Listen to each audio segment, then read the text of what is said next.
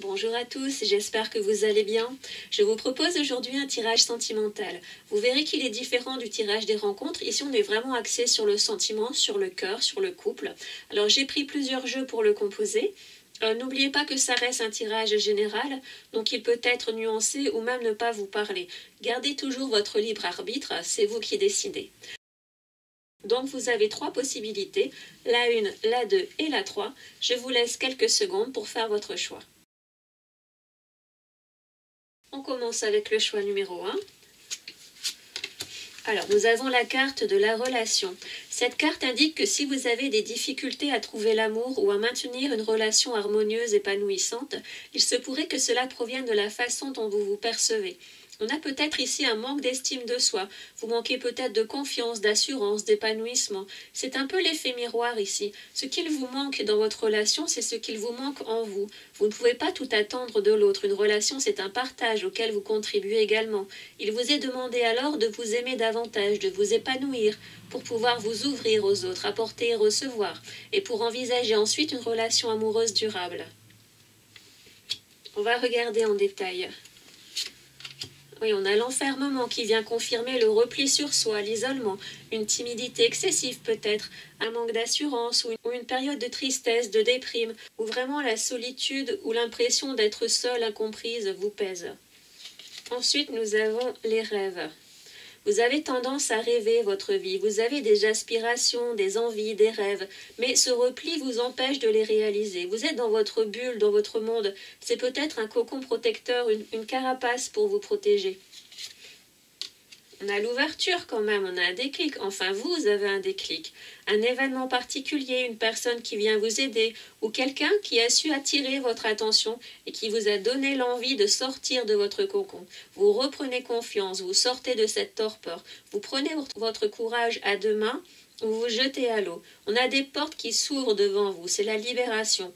Des opportunités s'offrent à vous. On a ici une ouverture sur le monde avec un beau soleil qui marque la fin de l'isolement de cette période froide et sombre. Ensuite, nous avons la maison. C'est la possibilité de construire un foyer, une famille. Si vous étiez en couple dans une période difficile, de déprime, d'incompréhension avec cette sensation d'isolement, ici vous retrouvez un foyer chaleureux, l'harmonie, le bonheur. Et enfin, l'amour. Alors c'est une belle relation qui est à la clé ici, c'est l'amour, le couple, la relation sérieuse. Alors on va regarder, on va partir à la recherche d'infos sur cette personne que vous pouvez rencontrer. On a l'homme vert, donc une personne très active qui prend des initiatives, un meneur ou une, quelqu'un qui sait construire, développer des projets, une personne responsable. Ensuite on a le monde du milieu, donc oui, c'est quelqu'un d'équilibré, qui est bien dans ses baskets, qui est bien conscient de la réalité, des difficultés de la vie, une personne qui vit pleinement. Et le vent qui vient compléter, voilà, c'est dans la même idée, hein. Quelqu'un qui entreprend des choses, quelqu'un qui est inspiré, qui a des idées, quelqu'un qui sait communiquer, qui sait se faire comprendre. Voilà pour le choix numéro 1. Passons au choix numéro 2. Ah, nous avons la carte amour. Bon, je vais cacher un peu parce que c'est une carte dénudée et je comprends que ça puisse choquer certaines personnes. Alors, pour ceux et celles qui recherchent l'amour ou même qui sont en couple avec des difficultés, cette carte signale qu'il manque peut-être des sentiments véritables, aimer véritablement, et que si l'on prend en compte les sentiments, la situation pourrait amener une véritable histoire d'amour, si c'est ce que vous recherchez. On va regarder en détail.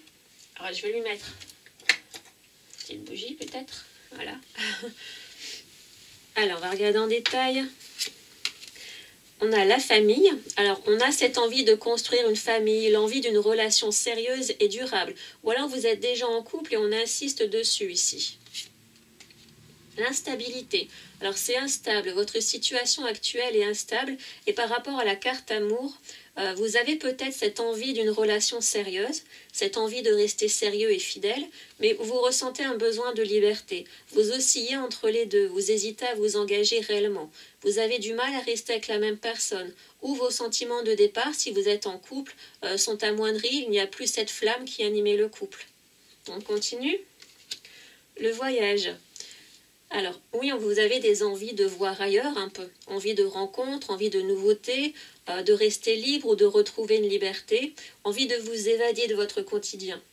C'est toujours par rapport à la carte amour, hein. L'enfant, vous ne vous sentez peut-être pas encore prêt pour vous engager. On a ici de l'immaturité dans le sens où vous avez encore besoin de temps. Ou peut-être que c'est dans votre caractère tout simplement. Vous avez besoin de vivre d'autres expériences ou de retrouver une certaine insouciance. Et on a la sexualité qui indique que les relations sont basées sur la passion, mais surtout sur le côté charnel, sur le physique. Ça peut être aussi des liaisons en dehors du couple. Vous êtes tenté, vous vous sentez attiré. On va regarder au niveau des rencontres. On a l'affûté. Donc il y a une rencontre possible ici avec une personne discrète, mais très perspicace, qui va vous cerner facilement. Donc vous n'allez pas pouvoir lui cacher la vérité sur vos intentions réelles, ni sur vos agissements. Mais c'est quelqu'un qui sait aussi écouter les autres. On continue avec le voyant. Donc ça renforce son côté perspicace, intuitif. C'est quelqu'un qui recherche la vérité au-delà de ce que l'on voudrait lui faire croire. Et la lame, donc avec la lame, c'est une personne à l'esprit vif qui n'hésitera pas à trancher et à prendre des décisions radicales. Donc votre intérêt avec une telle rencontre, c'est de vous montrer honnête. Peut-être que c'est quelqu'un qui saura vous faire grandir, qui va vous aider à gagner en maturité, ou qui vous amènera à prendre des choix. Voilà pour le choix numéro 2. Le choix numéro 3. Nous avons le chemin pavé d'or, qui vous encourage à toujours aller de l'avant, coûte que coûte. On a l'idée de persévérance ici, de toujours y croire, car quelque chose est en train de se construire. On a quelque chose qui se prépare. Donc on va regarder en détail. La séparation, donc elle concerne les couples séparés, si vous avez vécu une séparation, une rupture. On va regarder la suite pour mieux comprendre.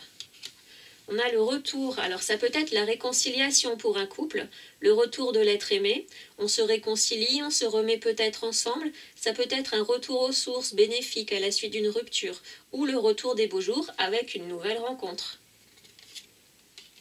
On a le temps qui peut indiquer le passé proche, donc revenir sur sa décision de rupture si c'est récent, ou sans se remettre forcément en couple, vous vous réconciliez, vous vous faites tous les deux des excuses, vous évoquez les beaux moments passés.